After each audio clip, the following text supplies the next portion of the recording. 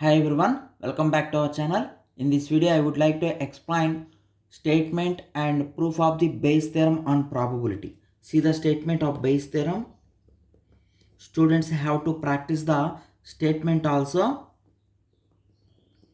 If E1, E2, E3 and so on, En. Clearly these are n events or n disjoint events. These are all disjoint events in a sample space near sample space S of a random experiment, so that means these events are like that. Probability of EI is positive for I is equal to 1 2 3 and so on n. This means that probability of E1 is positive, probability of E2 is also positive, and so on. Probability of En is also positive. Okay, there are n disjoint events in a sample space S, so that probability of each event is positive. Disjoint events means the intersection of their events is empty. Okay, E1 intersection E2 intersection En intersection is empty. This means that there is no outcome in common of all events. And capital D is an arbitrary event, is an arbitrary event in S such that this event is subset of union of I is equal to 1 to n ei. This means that this D is came from any one of these n disjoint events. Okay, and also probability of D is not equal to 0. Then the conditional probability of EI given D is equal to probability of EI into probability of D given EI whole by summation I is equal to 1 to n probability of EI into probability of D given EI. Okay, this is the statement of the Bayes theorem. By taking this all things, we have to prove the conditional probability of EI given D is equal to this one. Okay, see. First of all, once again, in the proof, let n disjoint events, let E1, E2, E3 and so on, En are n mutually exclusive or disjoint events in a sample space, in a sample space S of a random experiment. Also, we should consider probability of each event is positive. I is equal to 1 2 3 and so on n. Okay, so also we have to take another arbitrary event. Let D is an arbitrary event in S. This event is such that D is come from any one of these events. D is subset of union of I is equal to 1 to n ei. Okay, also probability of D is not never becomes to 0. Okay, so here since E1, E2, E3 and so on En are disjoint events, we should conclude that E1 intersection D E2 intersection D and so on, En intersection D are also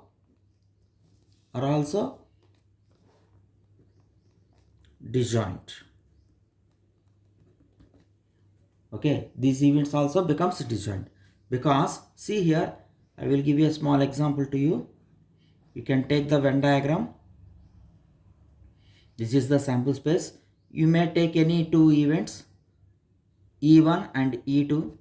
You can take this is E1 and this is E2. Clearly we are observing that E1 and E2 are disjoint, and D's came from any one of E1 and E2. That's why I am taking D as in this way. This is D. What is this?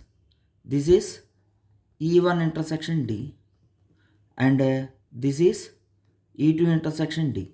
Clearly, since E1 and E2 are disjoint, E1 intersection D and E2 intersection D are also disjoint. Okay, so similarly we can write the similar result for n events also. Okay, see here,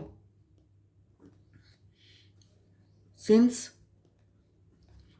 D is subset of union of I is equal to 1 to n ei,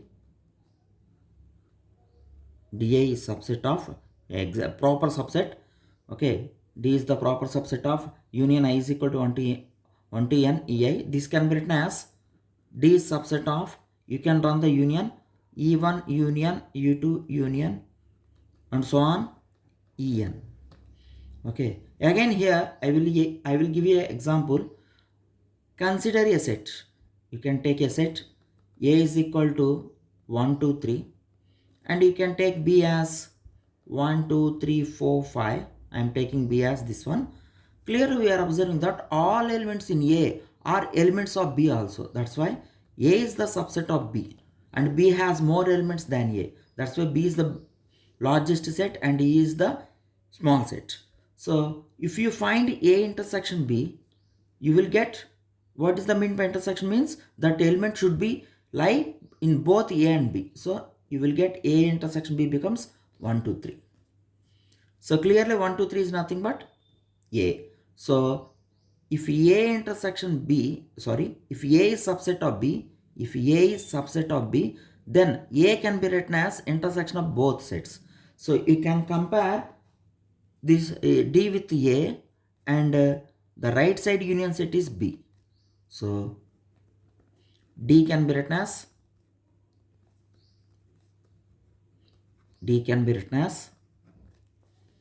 D is equal to intersection of both sets, E1 union, E2 union, E3 union and so on, union En, intersection D. Okay, small set is always can be written as intersection of both sets. Okay, now I will divide this one. I will separate this set by using the distributive laws. In the sets E1 intersection D union E2 intersection D union is there and so on, union En intersection D. Okay, now take probability on both sides. So probability of D is equal to probability of E1 intersection D union E2 intersection D union and so on, union En intersection D. So by taking probability on both sides, you will get this one. Since, please see here, these all intersection sets are disjoint, by using axiom of union.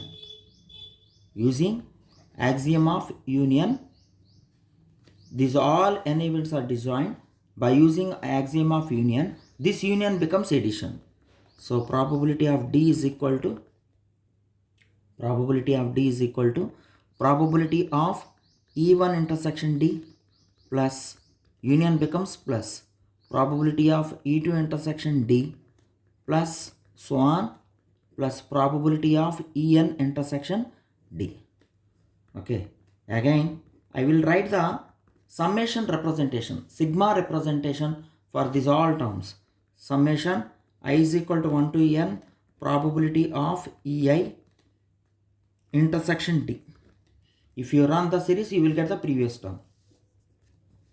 Now, by using the multiplication theorem, the probability of this intersection, you can see the multiplication theorem in this chapter, already we discussed earlier.